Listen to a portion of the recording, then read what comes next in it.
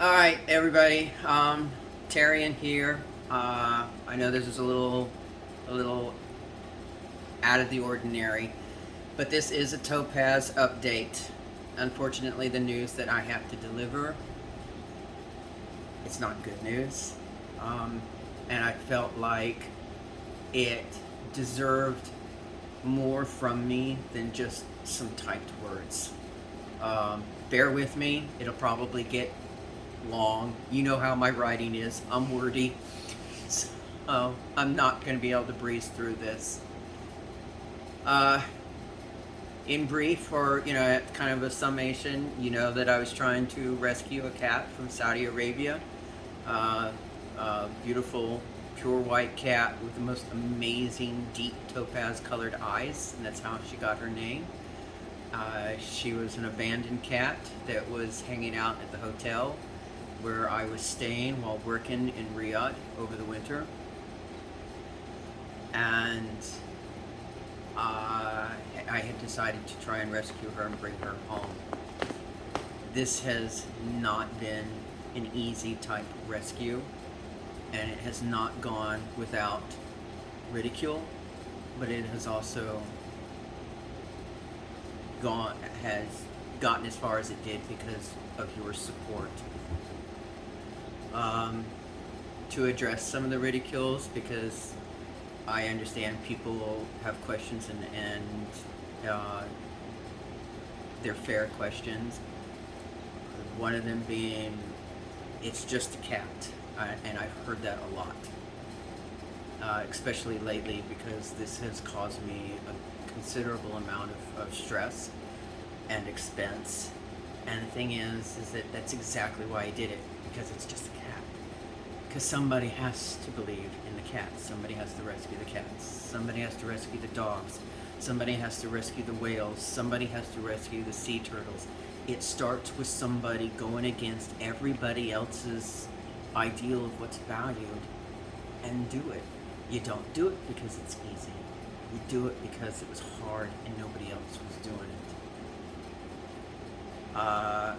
I've also been told that, well, why not adopt a cat here locally? Fair question. And I've done that. I have 3.5 cats. I say half because one's a feral who comes and goes as he pleases. My other 3 right off the street. All 3 of them took them off the street, and they are in my homes. But this wasn't about adopting a cat. This was about rescuing a cat that I discovered in Saudi. And that was something that kind of a culmination of my experiences there. Here in the U.S., and if you're in another country, I know you're nodding, you've got them too. You know, abandoned cats, abandoned dogs, abandoned birds, abandoned all kinds of pets have been abandoned, and there's no justification for it ever, and it's a hardship, and in many places are overwhelmed. I'm telling you, I've never seen the numbers like I do in Riyadh. Where I'm at here in Florida, we get a lot of vacation abandonments, and then old people passing away and their pets are left behind. But it's a cat on an alley. It's a cat down the block. It's a cat at the gas station. It's a dog that wanders in the neighborhood, and they're not everywhere we step. In Riyadh, you can't go a store down one store without meeting 1 or 2 or 3 cats per shop. The restaurant on the corner has 5 cats. The alley between it and the drugstore are 2 more cats. The next shop is just an electric shop, and he's got a cat in a box just inside the door. You know, the trash can has 3 more cats. I walked down the street one time, about a quarter of a mile maybe, and 67 cats. I bought a bag of food, bringing back, and I went through 2/3 of the bag, feeding all of them on the way back to my hotel. Prior to COVID, I probably had the worst challenge of all. Getting ready to go to work, waiting for the guy that drove to come out, and I'm feeding the cats like I always do. And I hear a kitten calling out, is loud as his lungs could go. And finally I found him, and it's this teeny tiny little thing fit in one hand, little white and orange kitten. He couldn't have been more than 4 weeks old. And I held him up, picked him up to me, and he looked at me and went, "Oh, I love you." And I kid you not, my heart melted, and I went, "I'm butter, and I'm all yours." Problem was, I couldn't get him to eat food, dry food, cat food, or the livers that I brought out for the other cats. He tried to snuggle up to them. They weren't going to have it. And the hardest thing I had to do was put him back on the ground, knowing the next time I saw him, if I did, he wasn't going to be alive. The next morning, it was worse. I found him cold over by the dumpsters, half alive, and that's worse. I can't tell you how painful it is to see that kind of thing, and maybe you've seen them.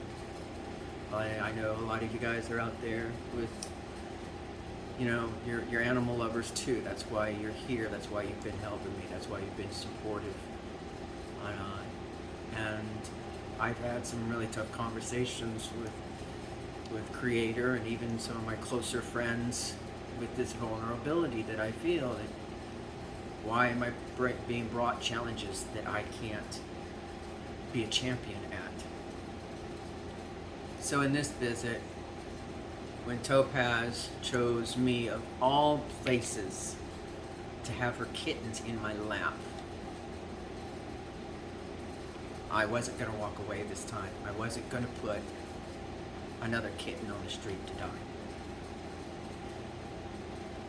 And I put something out on Facebook because I didn't have the first clue of how I was going to accomplish this.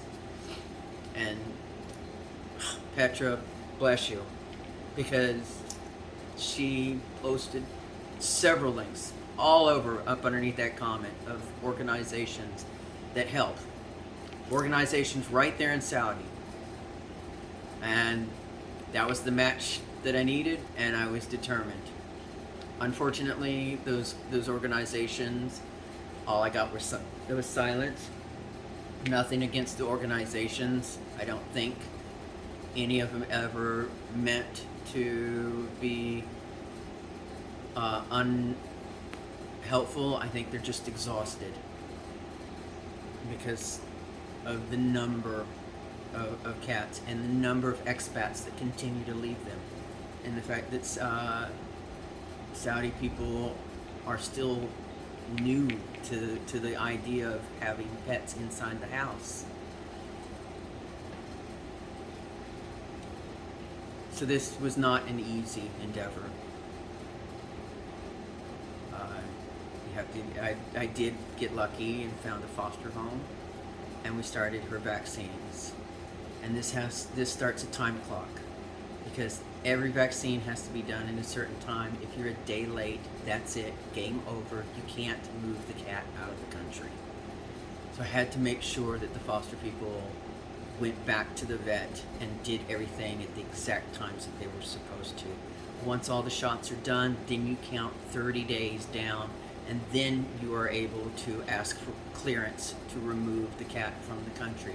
Then you have to get the passport, and then you have to get paperwork from the Ministry of Agriculture to approve it. You have to have a health certificate that can be no more than 10 days before you leave. You got to go to MOA no less than 4 days before you leave. And so it becomes this very stressful timing. And then when you're communicating with somebody who doesn't have time to talk to you when you need them, that adds to the stress. And communications did start to break down between me and the foster gentleman that was watching Topaz and the kittens.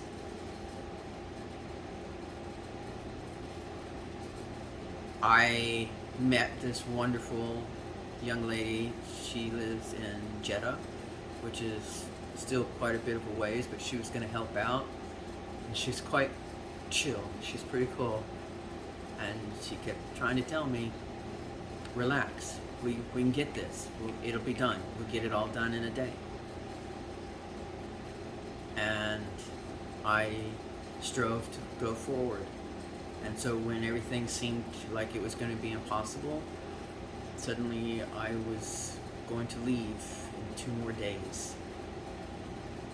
And then last night at 2 a.m., I received a fairly long message from Saeed. Topaz and the kittens are gone. He exclaims that they've escaped or been let loose when nobody was at the house. Only that they came back and they're all gone. He says that they did try to search for them, but they have not been able to find Topaz or any of the kittens.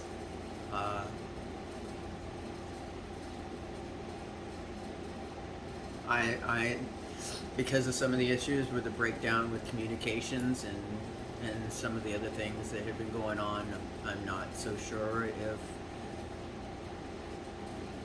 I believe them or not. But that's my problem. The fact is that I'm not going to be able to rescue my cat, and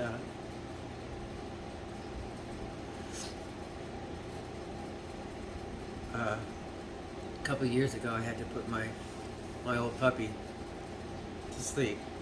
He was very sick, and he was exhausted, and I had to help him take the long sleep. And that's painful, and I know some of you out there know exactly what I'm talking about, because a few of you have just recently had to do the exact same thing with your puppies. Somebody else just recently had to say goodbye to their old kitty cat. My tribal parents, their dog just recently was struck by a truck in the night. So you know that pain and that loss. And I'll tell you, my cat's not with me yet, but I feel like I just put her down because I didn't rescue him like I intended to. And she's back on the streets with a bunch of kittens that she's not going to be able to protect, and she's not going to be able to feed them. She's not even going to have the advantage of a hotel full of guests that will adore and be able to feed her. And that's making that very, very difficult for me to process, and I overthink it, and I overfeel it, and I overplay it.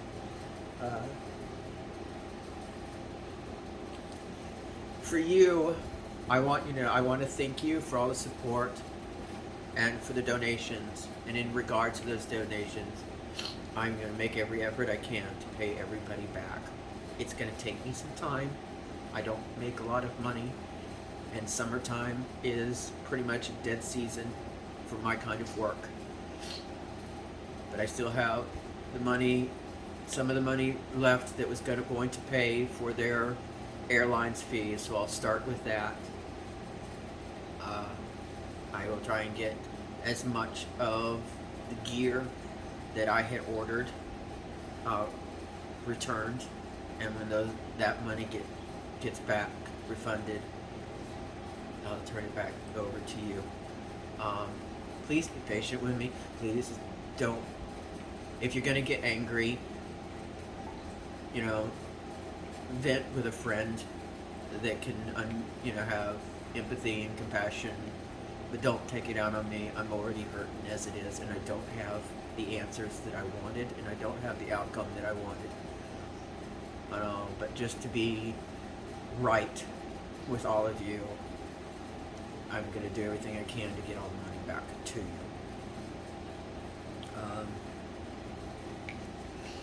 It's just going to take some time, and yelling at me won't make it come faster. As for the coloring book, Siobhan's encouraged me to finish it.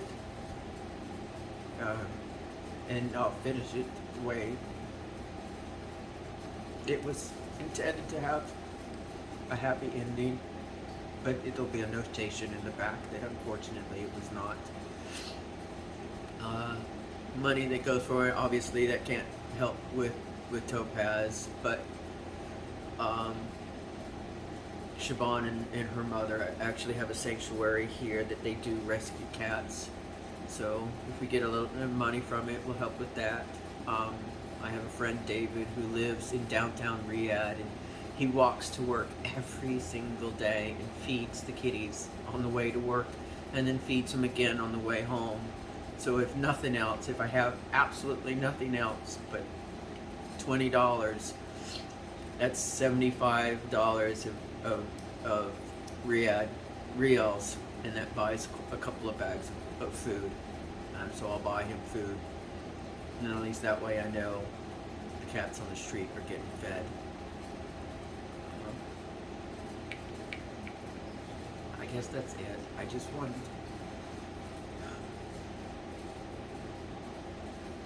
to do it directly rather than words. I really had hoped to bring her home. Not only was I gonna rescue her, but she was kind of my hero too. So I'm real sorry that I failed.